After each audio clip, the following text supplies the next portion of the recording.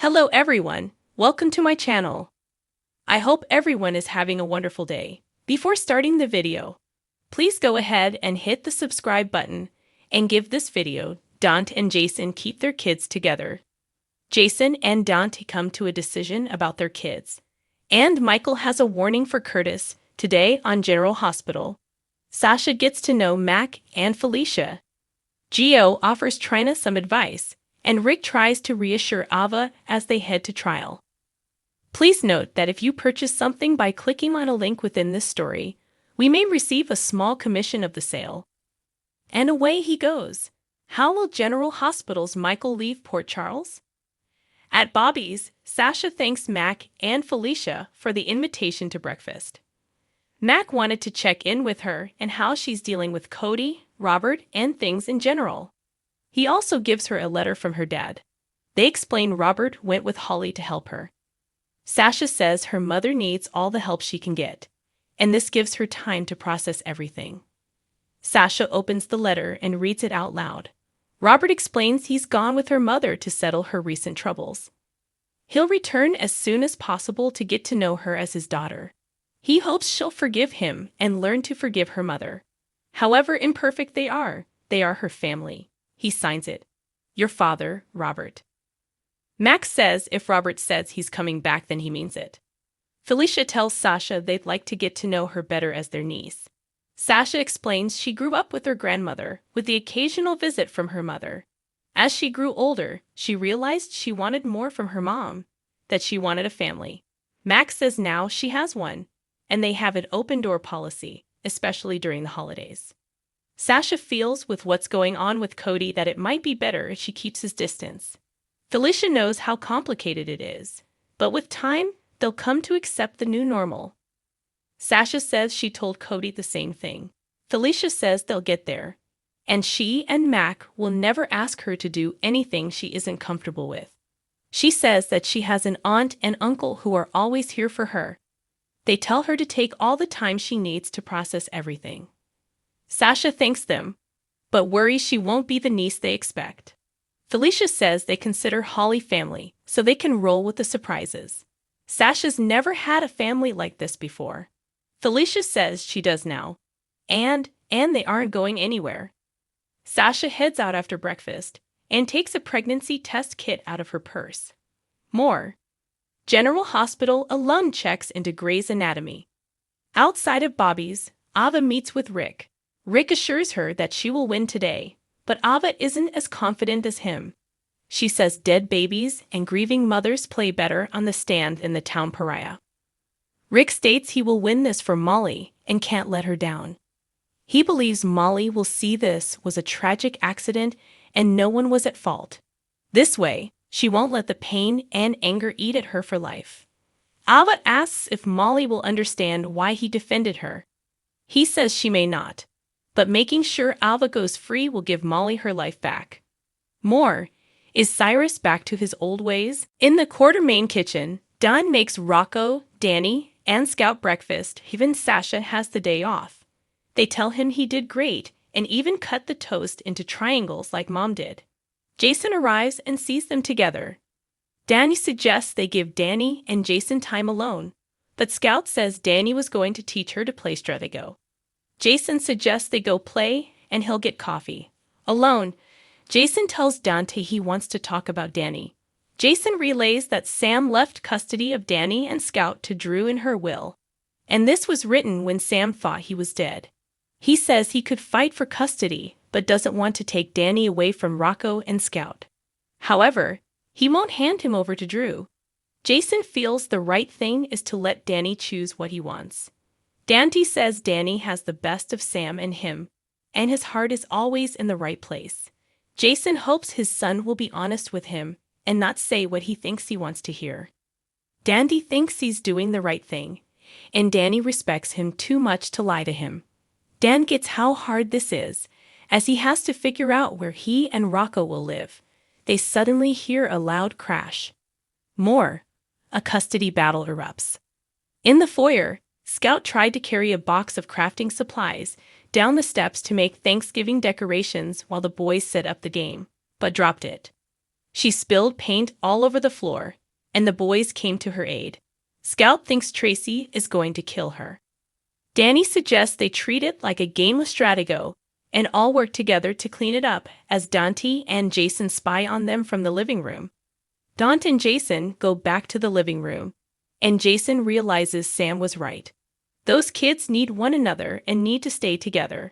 Dante asks if that means he's giving Drew custody. Dante and Jason go to talk to the kids, and they have decided that they want to make sure they all stay in one another's lives. Danny asks how that will work with Drew and Scout moving to Washington. Scout explains she doesn't want to move there. She told her dad, and he said she could stay here, and he'd commute to see her. Danny says he'll talk to Monica about him and Rocco staying on here. Danny asks what about his dad. Jason says he'll be moving in so he can live with him. Danny hugs his father. More. Nicholas Alexander Chavez on General Hospital. At Joss and Trina's. Gio knocks on the door, but Trina doesn't hear as she has headphones on and is dancing. He opens it and startles her, and they get a laugh out of it. She asks why he stopped by. He hasn't seen her for a while and wanted to check in to see if she's doing okay. She tells him yes and no. Trina says she enjoys her classes and they are going well. He likes her optimism. She says she had to take time off after Spencer's death to get to this point, which Gio understands. He asks what the not-so-good part is. She says it's Ava's trial today, and she has to testify. Gio says he does too. They discuss the trial, and Trina worries she'll make Ava look guilty. Gio says he knows Ava is her friend, and it will be good for the jury to see her stand by her friend, even if it isn't the popular thing to do from the public's point of view. She says he sounds like her dad now, but he thinks this is advice to give to him. At Sunny's gym, Michael meets with Curtis. Michael explains that he didn't want to talk about this at the office, and whatever Drew told him, he won't be CEO of Aurora for much longer. Curtis insists Drew is impressed by his work. Michael says he needs to know who Drew really is. Michael says Drew is trying to steal his wife and tried to buy his silence by offering him the CEO position. Curtis asks why he's telling him all of this. Michael says if they work together, they can push Drew out of Aurora for good. Curtis gets this is about revenge for him, but what's in it for him? Michael says he'll get the title of CEO. Michael says Drew would never fire Curtis because he made the wellness division a success. But he'll never make him the CEO, even if Michael turns Drew's offer down. He feels they are in a similar situation, and they can't let Drew get away with this. Curtis says he won't turn on his friend based on Michael's hunch. But if Drew gives the CEO position to someone else, then they'll talk. However, he warns Michael that operating out of revenge is dangerous.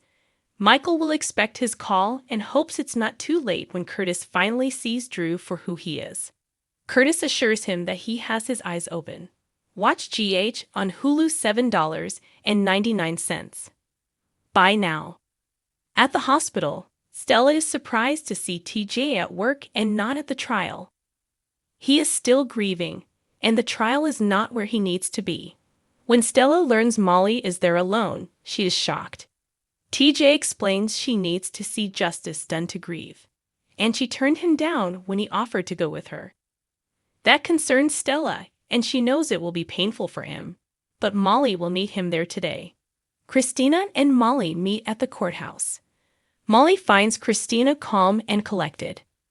Christina is determined to get justice for their daughter by putting Ava away for good. Molly says it might not be that easy, but Christina is prepared and has practiced. She also knows all her dad's tricks thanks to their mom.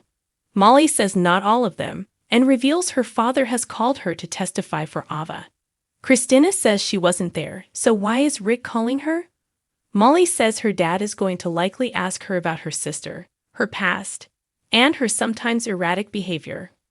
Christina tells her that she has to do whatever it takes on the stand to get Ava convicted. Molly won't lie, but Christina says she can finesse the truth, be subtle. Molly fears her dad will get her to say what he wants her to. Christina believes in her as they are the last of the Davis women, and they have to win for their baby girl. Molly says her sister is right. and she'll give as good as her father does. Christina and Molly are on board with getting justice for their daughter. Christina says Mom will be here soon and asks when TJ will arrive. Molly explains she told him he doesn't have to be here to relive their baby's death. Suddenly, TJ arrives, and Molly smiles at him. She asks if he really wants to be here. He says whatever happens, they are facing this together. Suddenly, Rick and Ava enter, and everyone stares at one another. Rick pulls Molly out of the courtroom to explain why he called her as a witness. TJ overhears them and is upset that Rick called Molly to testify for Ava's side. Molly tells her dad he didn't have to do it this way, and she shouldn't have found out from a court subpoena. She and TJ walk back into court, where Christina is giving Ava the eye. Next on General Hospital, Ava's trial begins, and Cyrus tells an unconscious Lulu that he's taken care of everything.